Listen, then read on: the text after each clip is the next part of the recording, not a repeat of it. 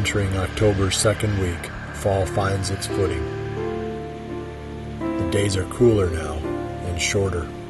Crops are coming out, signaling a new twist in the whitetail's world. The buck's home range options diminish with each disappearing cornfield.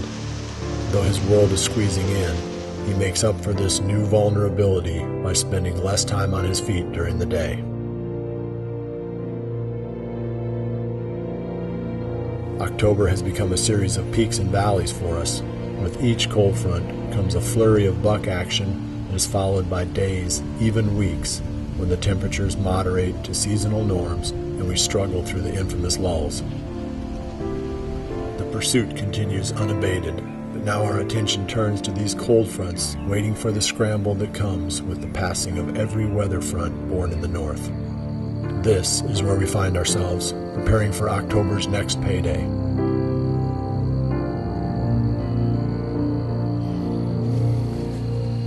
Well, it's Saturday, October 10th. Jared and I just got set up in our hay bale blind. The last weekend we had set up on the other end with the east wind, and we had 25 deer down here on this end, so I got my hay bale blind in on Wednesday, and we put it together and came set it out on Wednesday, so hopefully the deer have become a little accustomed to it.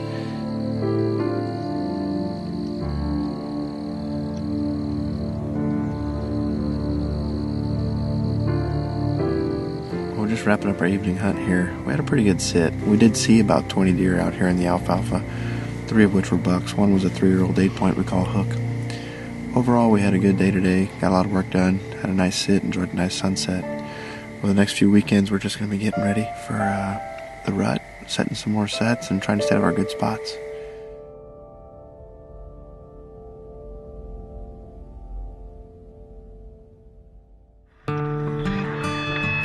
Public land hunting plays by its own rules, a truth that Aaron knows only too well. You have to pay the bigger price for success here.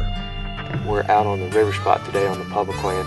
This is the same area where last week I got pictures of those 2 big bucks. We're a long ways from where I had that camera. I actually had it located over a mock scrape along the edge of a soybean field.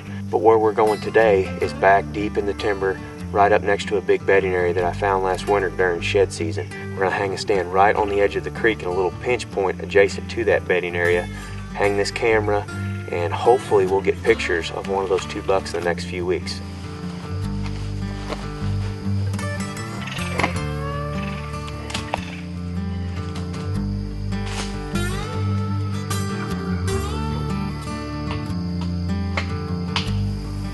Well, we just got that stand hung in here that we were wanting to get done today. As you can hear, there's quite a few acorns falling in here. While we were hanging the stand, actually had a couple does come up about 60 yards from us, feeding on acorns. It's 2 in the afternoon, pretty warm day, but they're still up moving, feeding on these acorns. Anyway, this is a spot where I'm hoping to get pictures of those big deer that we were getting on the trail camera last week.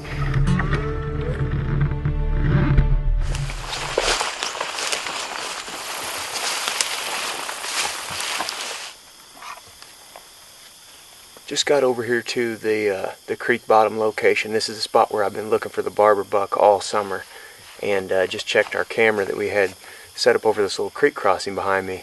A lot of deer on it, and a lot of daylight activity, including a pile of bucks that are using this crossing coming out into this little clover field, but no sign of the barber buck yet. There's a couple decent bucks on there. There's one that's fully mature that we'd probably shoot. We're going to move the camera now over a scrape. There's several licking branches along the corner of this clover field, so we're going to start moving a lot of cameras into this creek bottom location over scrapes in search of the barber buck and some of these others. Hopefully in the next couple of weeks we'll get some pictures of them, and we can start to put together our game plan for the rut in this spot. A week after the mosquito hunt, I'm back for another try at the heavy 10-pointer. We're going back to that same stand this evening that we hunted a week ago.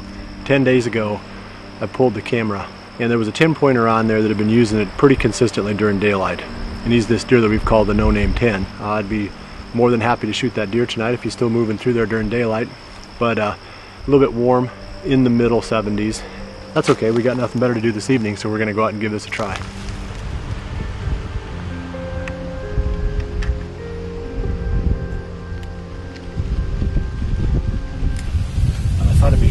wanted to discuss one of the new products that I'm trying this year.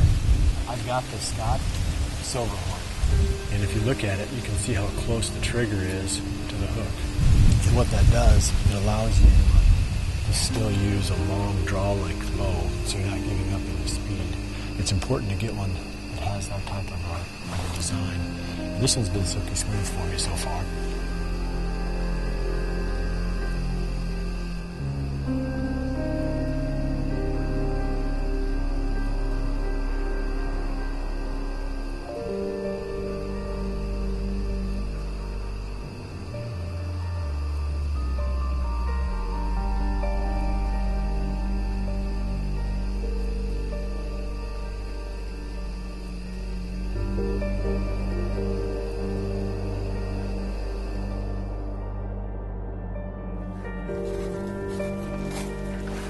I'm back in the truck now. I had to take the long way out. As it turned out, we almost got him.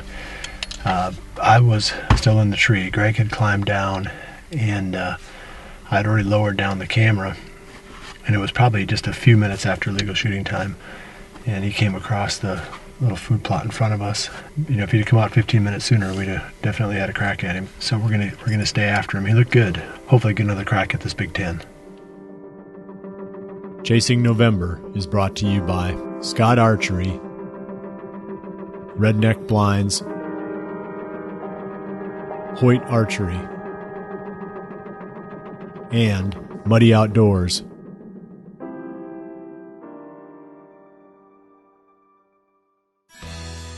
A Muddy Safe Line goes in every one of our tree stand setups on public land.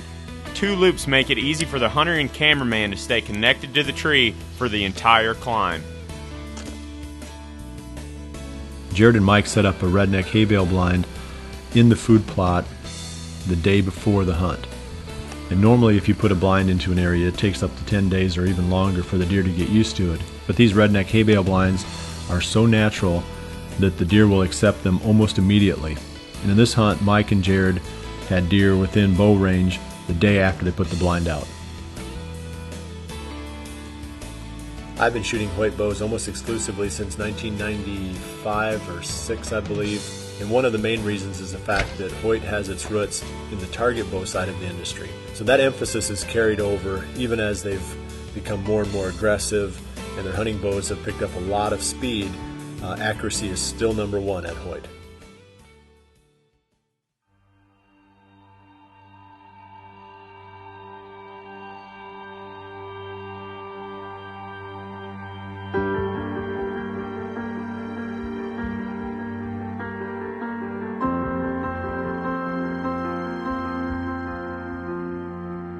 On October 13th, I finally got my first picture of George Brett back on the farm. I'm obviously excited to know that he's moved back over, but I also know not to get too aggressive at this point.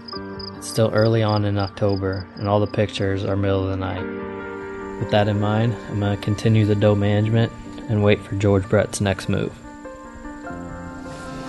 It's the 13th of October, back on the farm where I'm trying to eliminate some does. It's just crazy how many does are on this farm. It's so hard to grow food plots or anything just because of that reason. So we'll see what happens. I can see another one coming out right now, so hopefully they work this way.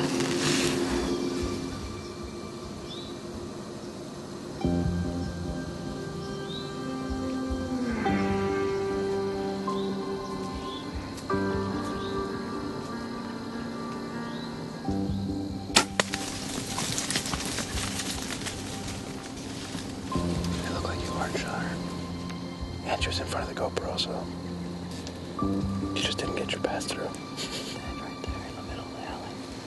Try to stay quiet just in case we can get a shot at another one, but might be some cool footage in front of that GoPro that we have running, so.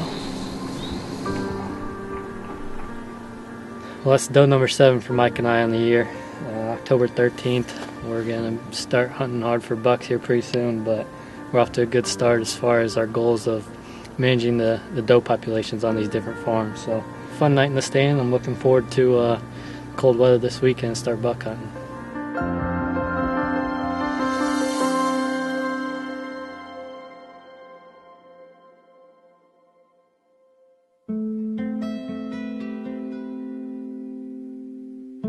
For 7 days, I've worked my way step by careful step toward the goal of finding Big Junior's living room. I was too far out of the game on the ridgetop food plot, so I jump a quarter mile in the direction the buck was coming from each evening as he approached the original camera site.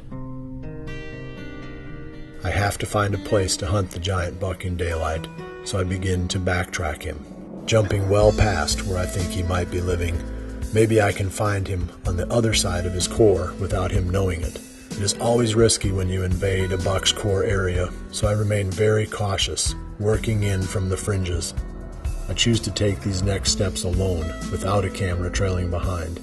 No reason to be hasty. I have the whole season ahead of me.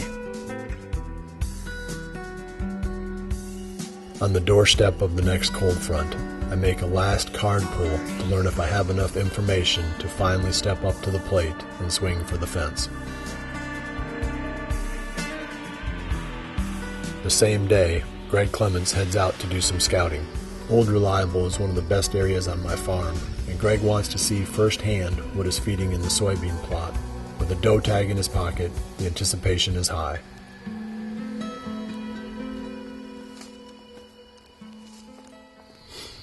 Well, it's the afternoon of October 14th, and as you might be able to tell, I'm a little bit under the weather today. I still wanted to get out and hunt tonight and make the most of the time that I do have to hunt. I didn't feel like I really had the energy to climb up in a tree tonight, but this is a nice option to have. I come to this redneck hay bale blind, and it's out in the middle of Old Reliable Ridge on Bill's farm. And it's pretty cool to be able to hunt in the middle of the food plot like this, out of the blind. So even though it's a little bit warm tonight, there's a significant cold front coming in starting Friday. Should be some really good hunting. I'd imagine there's going to be pretty good bucks hitting the ground during this next cold front. She might come in for a shot.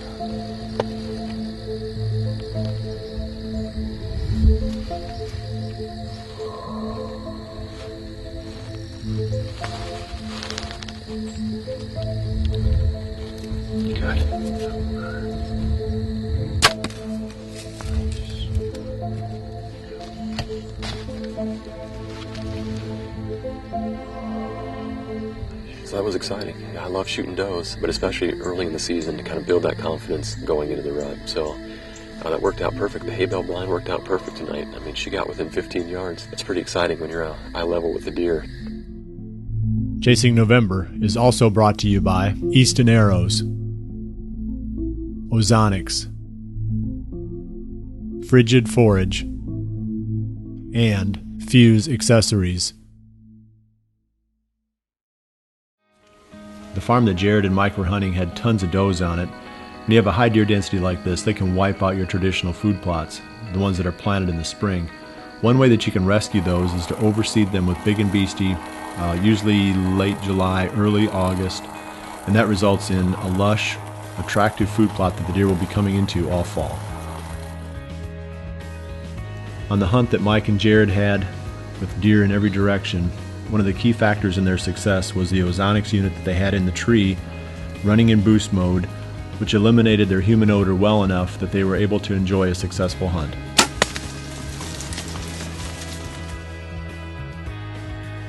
If you're going to shoot small diameter arrows like we prefer, you need a quiver that can manage these types and this size of arrows effectively. Fuse quivers do a great job of this. They've got a double action snap for the larger diameter and the smaller diameter arrows. This allows you to not only shoot the bow with the quiver attached and not have a lot of vibration, but the way I like to do it, I take the quiver off and hang it from the tree next to the stand, and Fuse is our choice for that.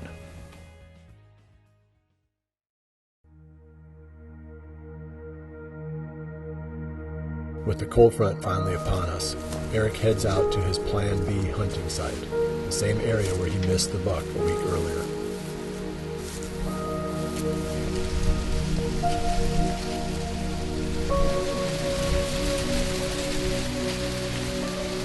It's October 15th, and Zach and I are back in the stand that I've been having a lot of action in over the past few weeks.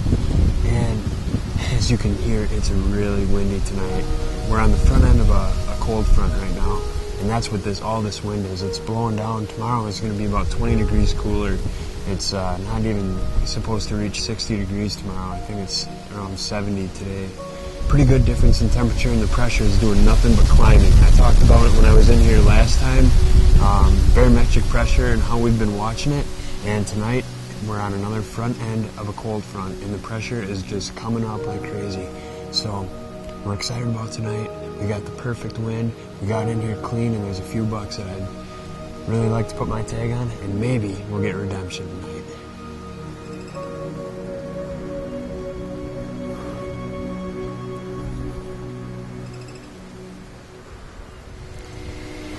It's a little after 6, and Zach and I keep hearing something down the ditch here.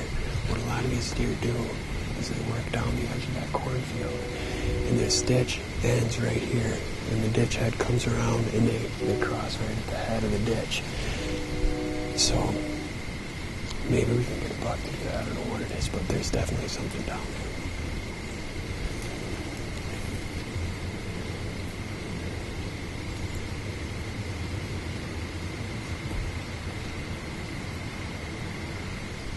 Zach, buck, right here. I gotta sit down. You see him? Yeah. You see him? Yep. Okay, I'm gonna shoot him. Man.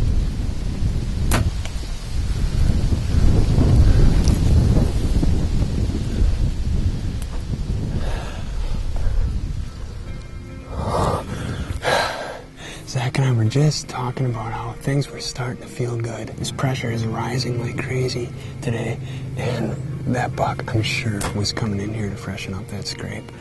I don't know how much pre-roll we got because it happened so fast. Zach said there's definitely a buck coming. I'm not sure which one. Nice job, man. I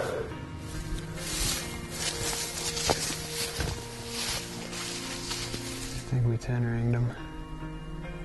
See that? That's all sprayed, both sides.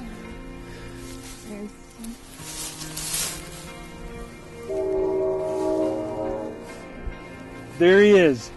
Look at that, is awesome. Oh, that's Joker. That is awesome. Well, here he is. We got him dragged out to a spot that's a little bit better for an interview. I couldn't be happier with how this all turned out. I came in here a few days ago and checked the camera during the first few days of the season and noticed that I had a lot of bucks using an open gate that led out into this cornfield. The spot, the more I looked at it and the more I thought about it, it really set up as close to bulletproof as you can get, especially for an early season spot. Like I said, it's October 15th, and this is the 5th time I've hunted that open gate stand. Every single sit of the year so far has been in that stand. We've been keen on these October cold fronts. That really has paid off for us. I had a really good encounter last week with a really nice buck, and that was on weather conditions almost identical to tonight. But overall, I'm just really happy with the way this hunt came together. It feels really good to kind of put the pieces together and figure out a property, especially on your first year hunting it. I'm really excited to spend some time with Chantel in a tree come November, and who knows, maybe she can put one down too. Chasing November is also brought to you by Muddy Trail Cameras, Real Tree, Cabela's, and Trophy Rock.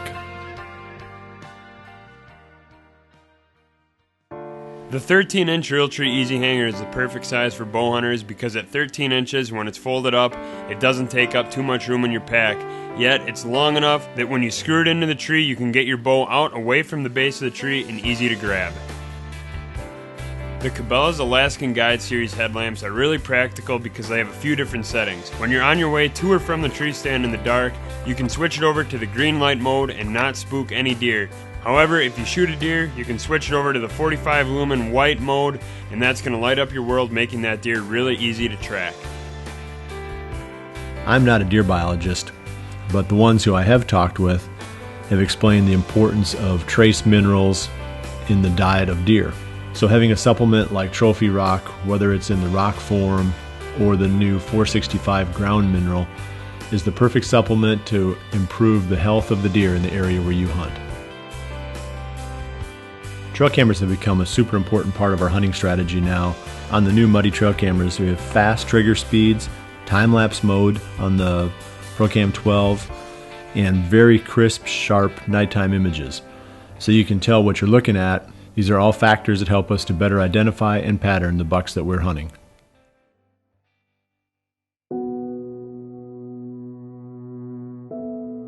Otherwise nocturnal bucks occasionally break with their daylight fears when a cold front passes. Even without daylight trail camera photos to prompt an aggressive move, it still makes sense to be out there when the mercury is falling in October. Knowing this, I still decide to wait this one out. I am being super careful with this buck. With hundreds of recent trail camera photos, many tempting the edges of daylight, I now know where Big Junior is living. I will wait and let him make the next move in this chess match. It is only mid-October. There's plenty of time. Though I elect to sit out this round of October magic, the opportunity isn't wasted on my friends as everyone heads into the field. This front is just a prelude to what we know will come in the weeks ahead as we continue chasing November.